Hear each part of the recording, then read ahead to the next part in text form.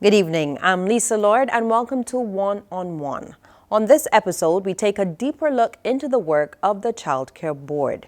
The board has several responsibilities, and on the last program, we looked at the role of the government day nurseries and the foundation they lay for early childhood education. Now, children's homes also fall under the remit of the Child Care Board, providing a nurturing environment for children placed in residential care. There are currently 6 residential facilities catering to various needs and age groups. I got the chance to visit the Nightingale Children's Village, where 5 of those homes are located. I spoke to Marcia Burke, who has been caring for children for more than 3 decades. And in recent times, she has taken on the role of house parent. My name is Marcia Burke. I'm a house parent. I've been working in the system from 1986, which is close to 35 years. September will be 35 years. I started as a children's attendant and graduated to assistant house parent and then rise to house parent. A house parent is someone who provides a homely setting for the child. She's responsible for the day-to-day running of the home, management of the home, making sure that all the children, their daily needs are met, socially, emotionally, physically. So that means that we are responsible for making sure that they are fed, making sure that their appointments are kept, observing to see that they are not encountering any problems.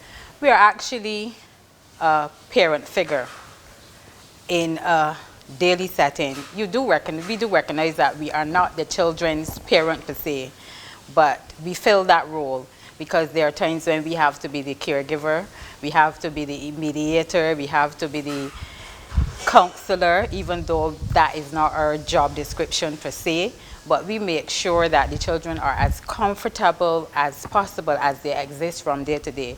So you get to form bonds, relationships, and you get to learn your children. So you know, you love them as you go on. Recognizing that each child is not the same and each one is different. They all have their special characteristics. So you have to deal with them as individuals, even though they are in a group setting. At present, I am here at Tice Cottage. I only started here in March after transferring from Sterling Children's Home. I work with a special group of boys, 7 boys, who have different behavior challenges. They are a lovely bunch.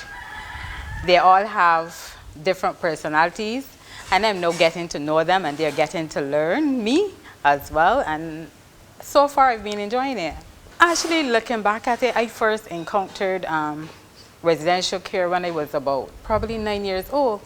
I visited the Sterling Children's Home with my church group, and that was what made me realize that there was something I never knew before, that there was such a home or that catered for children who had nowhere to go.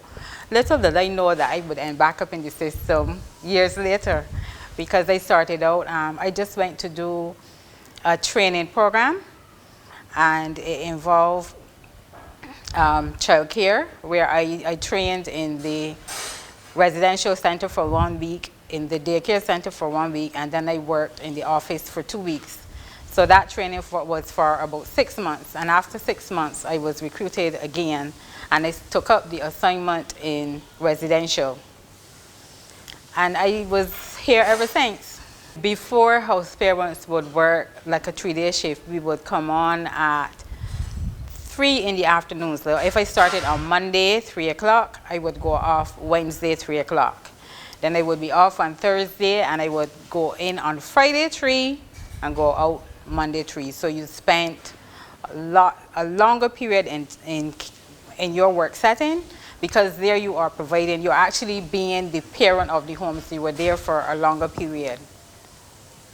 Well, right now we are working a 24-hour period, where our shift starts at 11 o'clock during the day and finishes 11 the next day.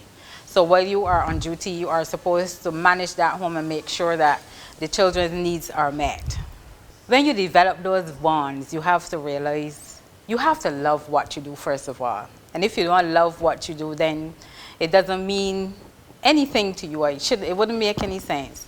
But sometimes it's hard to see them go, because you wonder what would happen to them after, because some of them have potential to do well, and it brings a joy when you see them move on and gain careers and become individual, becoming parents in themselves.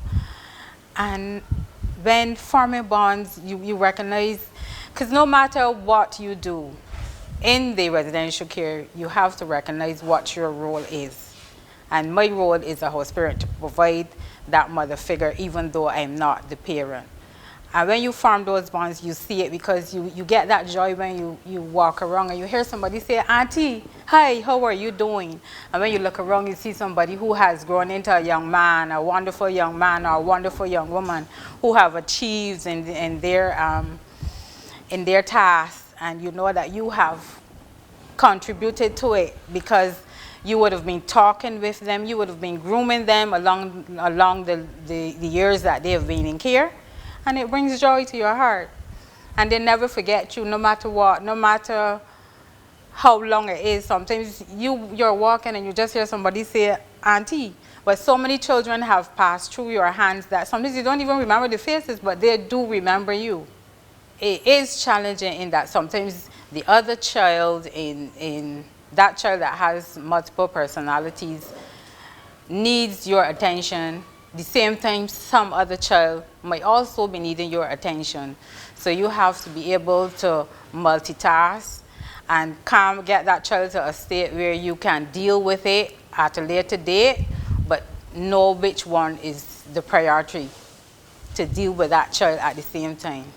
It is difficult not to become attached to children, because children are a joy. I have no children of my own. Well, I claim children as my own. And there were times in years gone by where I used to take the children from care to my home. And that would have been a joy. And it's difficult, it's really difficult not getting attached, because when you see the children, sometimes they're so bubbly, they are so loving and caring. And it brings tears to your eyes, but to hear a child say, "I miss my mom. I want my mommy," but you know that you can't tell them, "Well, mommy is coming today," or "mommy is coming tomorrow." But you still have to be responsible in reassuring that child that mommy will be there at some point in time, even though you have no idea as to when mommy will come. But as to comfort that child, because that's part of your role, to be a mother figure, so you still have to provide the comfort and to make the child as comfortable as possible.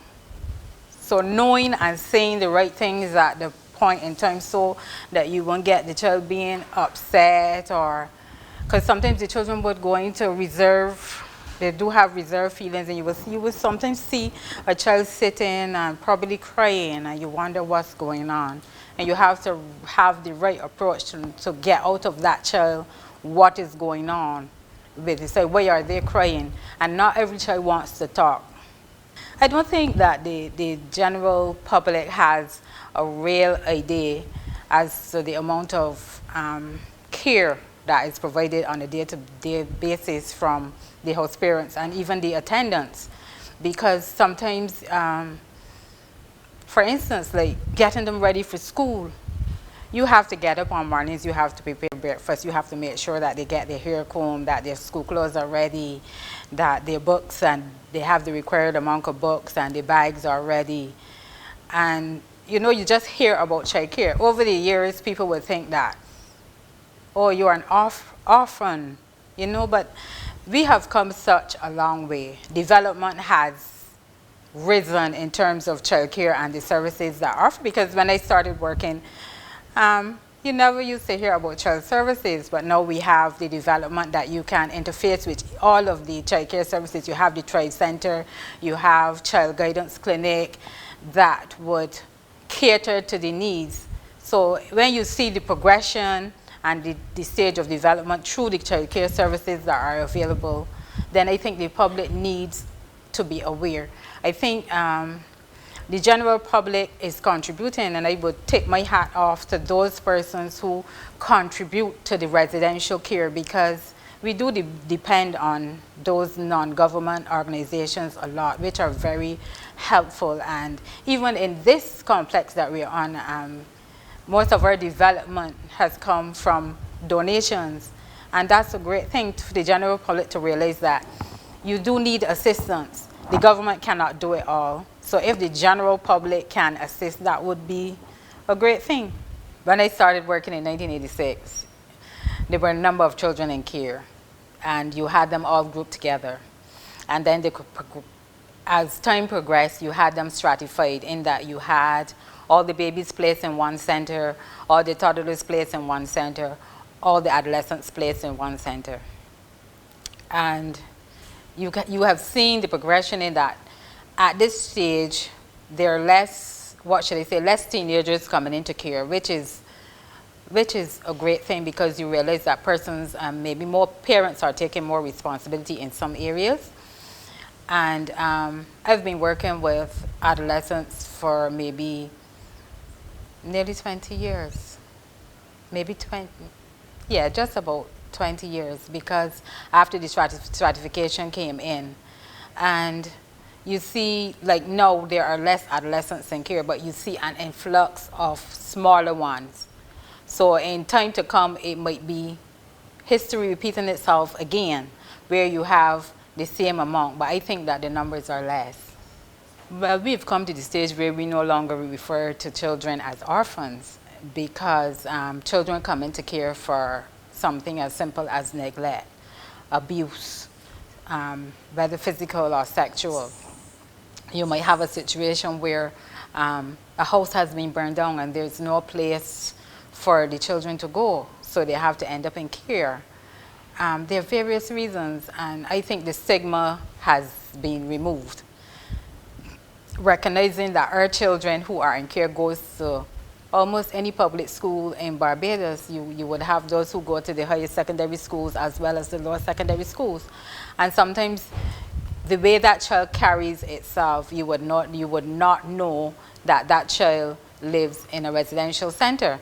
And some of them are very proud to say that they do live in residential centers, because the best care is in the residential center. You get the opportunities that are available to you. And I must say that there are lots of opportunities available. I would want to say to the general public, residential care is essential. It provides an avenue for a child to be given support, the necessary help that is needed when it is deserved, and that the parents who are out there who have children in care to play a more vital role in their children's lives, recognizing that even though we are house parents, we cannot fill that void. And that's something that I have learned over the years. No matter how long you've been there as a parent figure, there's still that void for mommy and daddy.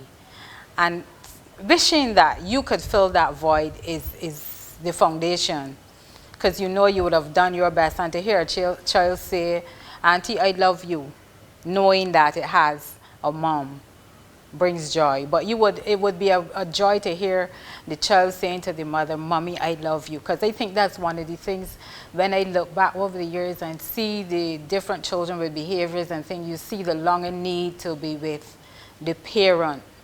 Because when a child is existing in a public school, especially when the child starts secondary life, adolescent life, that's where a lot of the challenges come.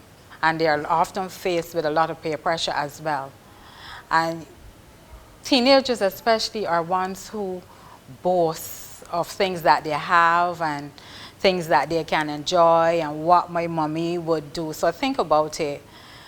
An adolescent in a residential center cannot say, "My mommy took me to Chauffette last night."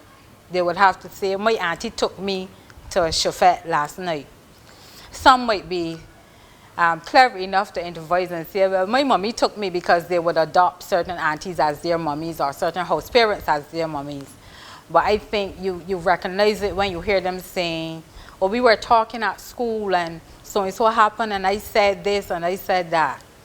So you recognize that the parents need to play a more vital role in the lives of children, of their children, knowing that they are their biological mothers. They are their biological parents. It's a pleasure to fill the void, because the pleasure is mine, because I don't have any children of my own, and I'm giving back something, that giving back the love, the care, and doing it because I love doing it. It's something that you have to enjoy. I don't see it as a job alone. I am comfortable in what I do. And I believe that is because of the Almighty God. I believe that He placed you in specific points for specific reasons. And we may not know it, but it might be very well our calling. Because it takes a special one, a parent to raise a special child. A special parent to raise a wonderful child. And when you look back and see the ones that have passed through your hands, you can sing joy. I would also encourage my fellow colleagues and co-workers to continue to rally around the banner in terms of residential care, to continue to give of their best, because it's a joy. It's not only a joy, but it's a service that you're giving. And when you do your best, you can only reap the best.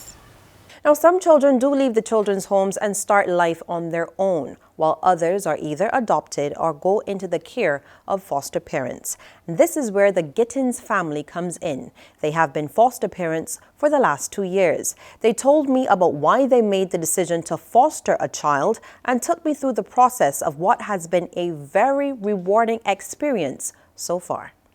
Hi, my name is Wendy Gittins, and this is my husband, David Gittins, of 25 years, and we are foster parents. I always wanted a lot of children, and it was my dream from when I was young to have at least 6 children, coming from a family of 6. But, you know, with nowadays, you're professional, and the education and school education work gets in the way, and I was fortunate or unfortunate to just have 3. So with that in mind, and then my middle child, a girl, was very unhappy that we only had one girl and she wanted another girl. We considered fostering a long time ago, but David was a little hesitant because it was his first time dealing with children.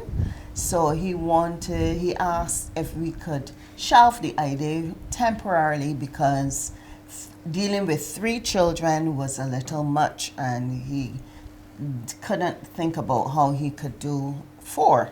So we had filled out all the forms and whatnot, but then we shelved that until the first 2 went off to university, and the last was alone, and he asked for companionship. So we revisited the idea of fostering, and we were given a little boy. Well, after a while, I realized, 4 is only one more than 3, and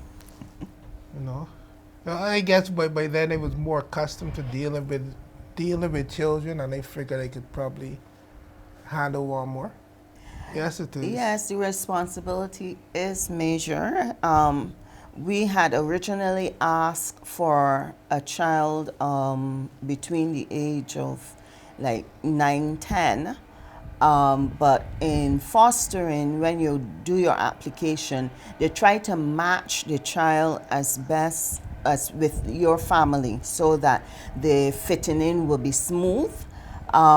So apparently, I guess there wasn't a child in that age range that they thought would fit in with the family.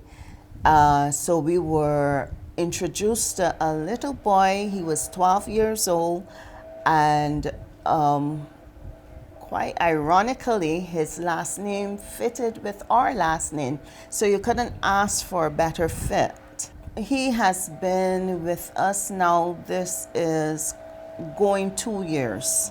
2 years. So when we decided to go again, look again at fostering, we obtained the paperwork, the application forms from the child care board. We filled them out. You had to get a medical done. Your doctor had to sign off on your medical condition. Then you filled out the forms with all the particulars they wanted to know. You also had to put down some references who would have known you for a while, and then you submit the form. I got a call from, oh, I can't remember his name. I guess he's the person over fostering and adoption, and he asked me, how soon do you want the child? And I told him, oh, yesterday. And he laughed. I remember he laughed and he said, oh, it doesn't take that. It takes much longer than that. What you said is right, but in addition, there were some lengthy processes like being interviewed by psychologists. They had a few meetings. They interviewed us individually, and they interviewed us together. I don't know if they were checking our story, but I guess they wanted to see if we were, as a family, if it would be a good fit, and if we had the right qualities, or if we had the right environment. They would have visited our home and Spoken to your children. yeah, and you know, some people get you to ask for references but don't really check. But they actually called our references and got information to make sure that we had, I guess, that we were suitable to bring a child into the home. You know, my daughter was one, the people there to check. We can't remember if that was yeah. I think there was some requirement. We had to get something from a medical professional. So my doctor, they had to contact her about it. So, and the process was long, and I guess it was involved in terms of the different interviews and things, but fairly long. But it came to an end finally. Well, we had challenges. Yeah, but In terms of the transition? yeah, but what the child care board did to make it easier, they first brought the child. We had the introduction in the park. Then later they brought the child for like half a day, then brought him like for a day. So we were able to build a relationship gradually, and then one day they brought him and never came back for him. Right? But, Without permission, of course. and basically they had to get, he had to be okay with it and we had to be okay with it. And when they decided that both groups think that they can live together, then he came in. But then there were a whole set of specifications that they had. He had to have his own bed, so we had to go and buy a bed. And there were certain things that we had to get adjusted to. I would say it was difficult at first because you were bringing a total stranger into your house. And the total stranger it wasn't like a baby because he came at 12, so we brought a big 12-year-old boy into the house. Didn't know anything about him, you know, and again, he was in a stranger's house too, so I guess the first few months it was us feeling out each other, trying to get comfortable with each other. But now I think we've reached the stage where there's no real difference between him and our children who we had naturally. Right? He's fully a part of the family. And I think he's also very comfortable with us as well. Yeah, he's asked what is he going to inherit. That was one of his questions.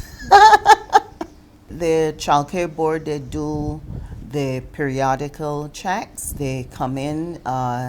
He's been given, or we have been given, an officer, and she checks in on us, and then we talk via WhatsApp. If we have an issue, we will let him, talk to her about it, ask any advice, and they also do occasional workshops to which the foster parents are invited to.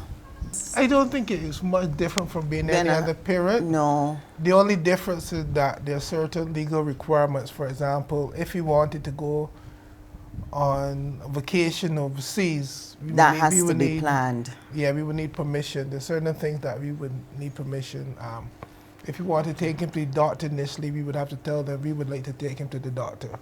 Yes. Right? But apart from those sort of things, which may have a legal implication, it's the same as anything else. I think one of the problems is that the process is long and drawn out.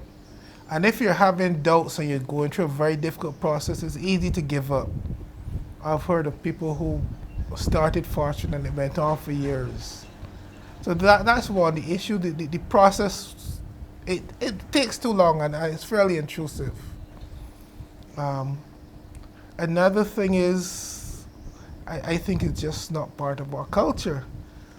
In the old days you would hear maybe someone had a child and an old lady in the district took the child or aunt took the child.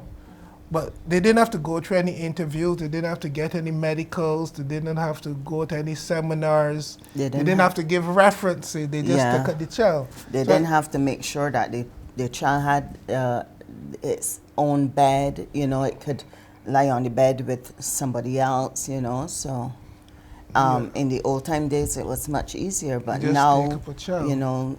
A lot of red tape, which the red tape is there, but it can turn to green. And when it does turn to green, you enjoy the child. I mean, he gives us sometimes of laughter, sometimes you do want to pull out your hair because he's just like any other child, There were some psychological problems that we experienced. Our foster child, Kate, was in the foster home from, I think he was 6. So he spent those formative years in the foster home, in the child care board home. So when he came to us, he didn't have that experience of living in a home with a family per se. And he modeled himself to our son. So we would be going out and we would say, "Do you want something to eat?" And he would say no. But as soon as our other son said, "Oh, well, I want a roti," then our foster son would say, "Yes, I want a roti." He just copied everything our other son was doing. And that became really, really an issue where our other son felt as though he was being copied, he was being cloned, and he wanted to be his own person, but then here is another clone which he thought was not even a perfect clone, living with him. I mean, if my son came in and put his bag there, my other son would come in and put the bag the same place. And eventually we did have to seek help from the psychologist in that aspect. That behavior was explained to us. It was told, because he had no experience of being in a family setting, he took his cues from someone who was already in the family setting. But we understood it, but it was hard for our son to understand that. All he could see was that here's somebody trying to be me. But eventually, they finally, separated and became two people. Fostering is a sort of temporary arrangement, whereas adoption is permanent. When you foster a child, if things don't work out, you theoretically can send back the child. Which is not nice. But with adoption, it's yours for good. When they leave the child there with you, they'll never look back. Basically, it is yours. Yes, with the adoption, you know, you have to go through a legal process. You have to pay money. The child takes on your name. The child is yours. For fostering, the child care board still has a lot of input in the raising of the child and continuously monitoring the family. I think one of the greatest rewards is seeing positive change. Yes. When he first came, there are a lot of things he didn't know, or there's some behaviors he had, and part of it would have been like any other child, because some of the things I've seen with him, I've seen my own children who were not raised in a home, but some of them would be as a result of the home. We'd been warned by the child care board that the children from foster homes do not necessarily excel in school. And when he came, well, he wasn't the worst. He wasn't doing fantastic. We worked with him a lot. And this year he got some sort of special praise from the headmaster because he done so well. So actually one of the teachers actually told us, you know, we can really see a difference in him since he's gone with you, because academically he made significant improvement. So that's something I feel good about. I think he's more confident in himself as well. Before, you know, he wouldn't talk so much to adults. With children, yes, he would talk, but he's been more confident since coming here. I find that he has responded well to people showing that they care about him and they're concerned about him. There's certain behaviors that, you know, it took a little while to change. All of them haven't changed yet. But by letting him see that we're genuinely interested in him, we're interested in his well-being, interested in his health, interested in his academics, I think that has helped him to actually change towards what we wanted. So yeah, I do believe that like other children, because of similar things have happened with other children some of our other children, we're just let them understand we're not telling you this because we're miserable or because we're old or because we're stupid, but we actually are telling you things to help make your life likely to be better, to help make you happier, to help make you healthier. Remember with my first two children, they took long to admit to us that they thought that we were two idiots. The things that we used to tell them, they admitted one day, yeah, we really thought y'all were idiots. But as they got older, they realized that it was that we had wisdom and that we were not idiots. Mm-hmm. And that listening to us, in most cases, helped them develop themselves and help them be happy and healthy and successful. I would say to anyone who wants to foster, and let me say that you don't have to be married to foster.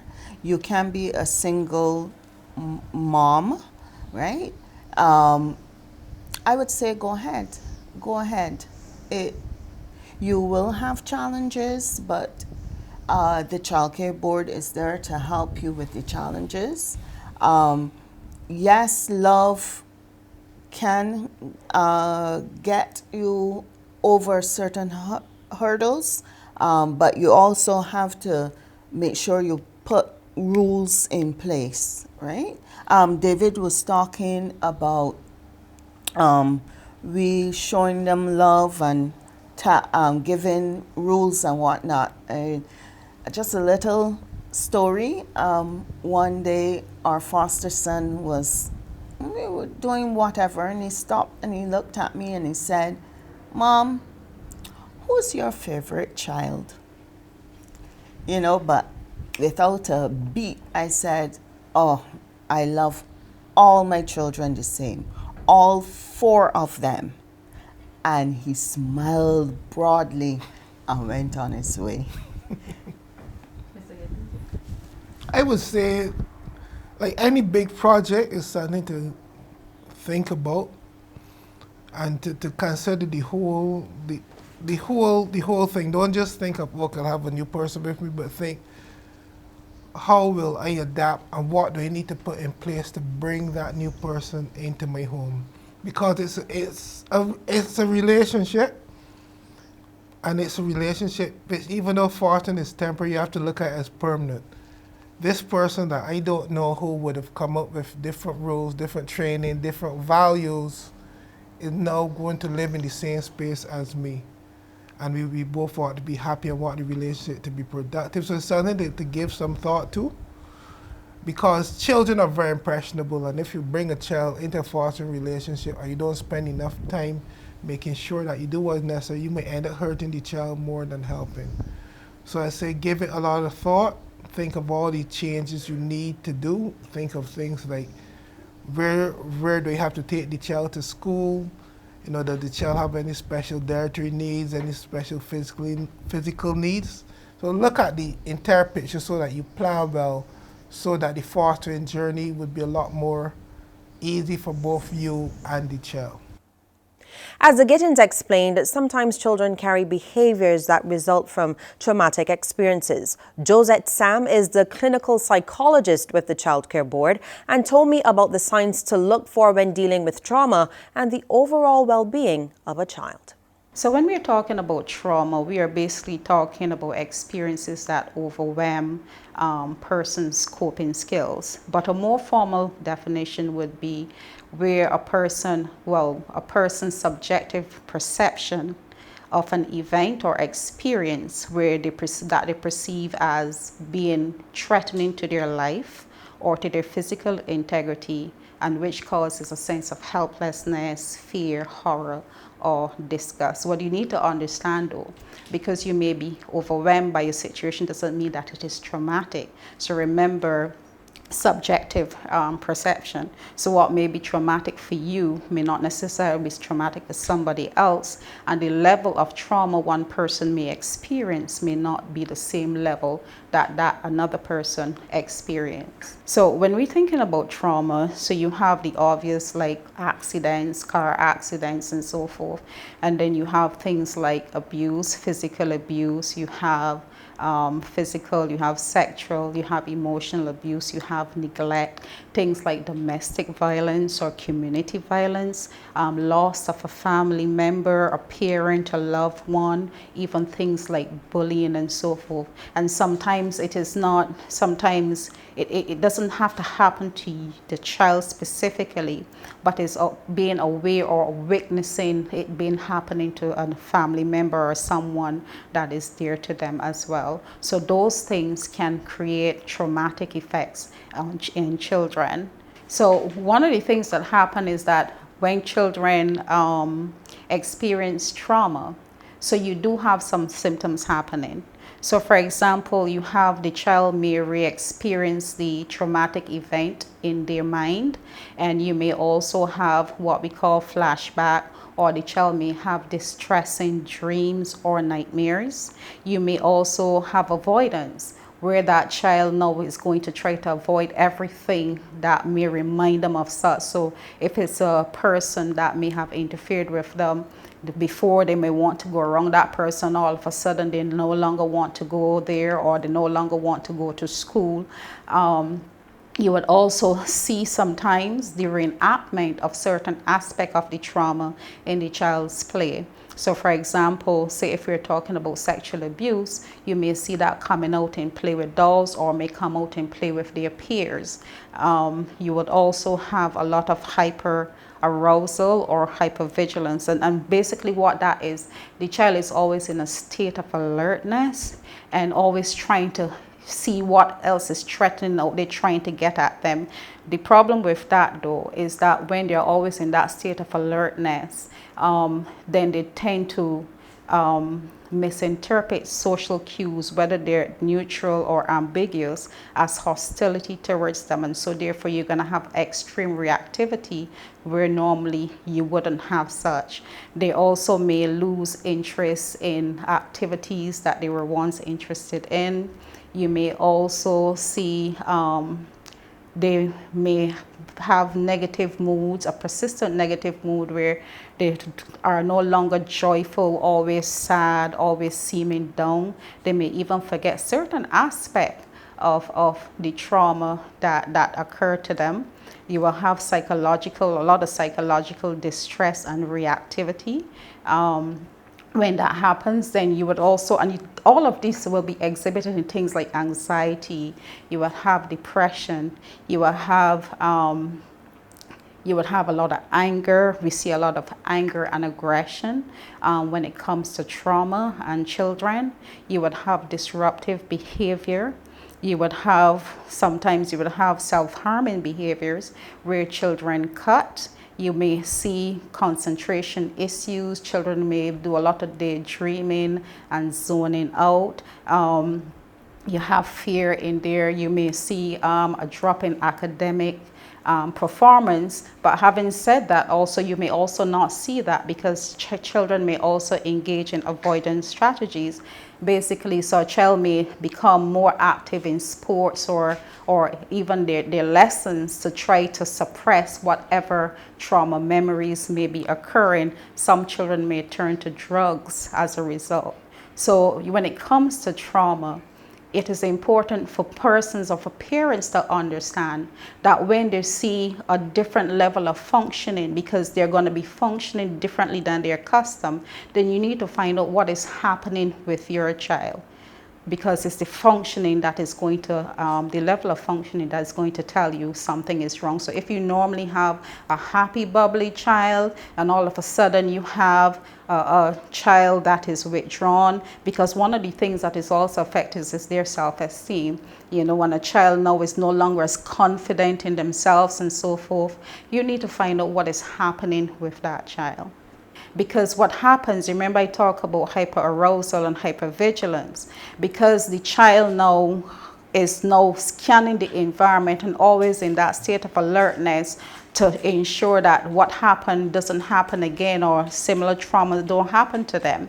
It means that when they know then any stimuli that comes in, because they're going to misrepresent it as something that is hostile towards them. So when parents miss it, when teachers miss it, they put it down to the child behavior, the child aggressive, the child rude, the child disrespectful without really understanding the child trauma's history. So then that parent or that adult is going to respond a particular way, and what that does then is reinforce to the child that the world is indeed a dangerous place, that indeed how they are perceiving that stimulus is actually how it is. Because when it comes to trauma, it really changes the child's perception of how he or she sees him or herself, others, and the world. It disrupts the child's psychological sense of safety. That takes us back to the very beginning of the psychosocial development stage. I don't know if you've heard of it, trust versus mistrust. So at that stage, the child learns that when he or she cries, his needs or her needs are met, they are protected. When trauma occurs, it actually disrupts that. It tells the child that the world is no longer safe. The people that I depend on, I can no longer depend on. And so what it does, it changes the child's whole perception of how he or she sees himself and the world altogether. And so that is what then we have to work with, because then with that comes a lot of other issues. Because the other thing too about trauma, because we have something called adverse childhood experiences, which is the same thing about trauma, you know, but except that, you know, they can be acute or chronic. We're continuously in this environment. And research has shown that it actually changes children's brain development. A child needs a positive environment, positive experiences to develop properly. And if you don't have that, what it can do is actually disrupt brain development, and then you will have issues in terms of your emotion, behavior, and learning. So it is very difficult if the child is always on the alert to have relaxation time to actually take in and learn anything. So when you realize that there's a change in your child's level of functioning, now there's some things that you need to do. I always advocate that parents should develop a healthy, quality relationship with their children, and that needs to happen. Because if you have that, you have something then that you can work from. So it is a matter now of talking to the child and engaging the child. With very young children, we do a lot of play therapy. With older children that may be able to talk and so forth, you may do more talk therapy, some CBT, wherever they're at, because we try to meet the children where they're at. Right, so it's important that the parent try to find out exactly what is going on with the child, and it's important that they listen, because sometimes, too many times, parents do not listen to their children, and what that also does, it affects their self-esteem.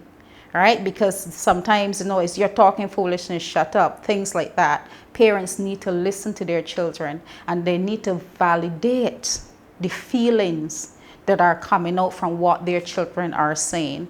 When it comes to abuse, sometimes, particularly sexual abuse, sometimes the children are not believed, sometimes they're demonized. So think about a child at that young age and what that can do to a child. Imagine what that child's life or world now looks like, where you had your parents, everybody believed in you, you had that support, and all of a sudden, because you say something, then this is what happened. You no longer feel the love, you no longer feel the acceptance, and you're only 8, 9, 10, 11. All right? So imagine how that child perception or worldview has changed. So you have to validate that, and you have to reaffirm your love and your support for the child. The other thing is you have to also model healthy behavior and allow the child to speak, because when you don't allow the child to speak about his or her experiences, you're telling the child that this thing is so big that it overwhelms you too, and therefore you can't talk about it. So therefore they don't have an out. And we as adults know that when something is bothering us, we like to vent. All right? So allow the child to speak. So you have to do that. The other thing is, because sometimes some of the experiences also overwhelm parents, they also have to deal with their trauma-like effects. So if, for example, we know when it comes to abuse, many times the perpetrators, especially sexual abuse, are known to the family. So if it's a situation, for example, where it's an uncle or it's your partner or your husband, now look at the effect that that is going to have on you. And so therefore, sometimes because you are not able to deal with that, then you don't deal and interact with the child the way that you need to. So you also need to deal with that so that you can interact properly and give that child the support that you need. So sometimes you may need to do a couple sessions yourself, right? And then also, depend on what it is. I was going to say, if you think you can't handle it, then you need to seek professional help for your child. And I take that back, if you think you can't handle it, because then sometimes parents may not think that the child needs the help, but the child really does need the help. So when you find that your child has gone through a serious trauma, or something that causes them not to cope, causes their behavior to be off, then you need to get help for that child. There's always the child guidance clinic, that is through the psychiatric hospital. And I think you also get to them through the schools. There are guidance counselors in the secondary schools. The Ministry of Education also, they have counselors in the primary school. So there's help out there. Right? And if you don't know where to start, you can always ask the child's teacher or the child's headmistress, where can I get help for this child? And I guess because many parents may see it in light of whether they are assessed as a good parent, and I think that's where that comes from, whether people are assessing them as a good parent, a good enough parent, or a bad parent. But I think what needs to happen is that we need to concentrate on the children, because the children is where it's at. And if you're talking about having healthy children that can develop into citizens that are productive, then you need to do what you need to do to assist your child in that. Because the thing about abuse, the thing about adverse childhood experiences is that they have long life effects. So, for example, a research has shown that they did with persons over 60, that those persons that had a history of trauma actually had a higher rate of suicide attempts than persons that did not. Research also shows that persons that have a higher number of adverse childhood experiences have a higher risk of physical and mental health issues. So if it continues like that, you can see that, there are real issues in the long run if you do not get the necessary help for the child. So you have to then decide what is more important, your pride or the mental health and well-being of your child.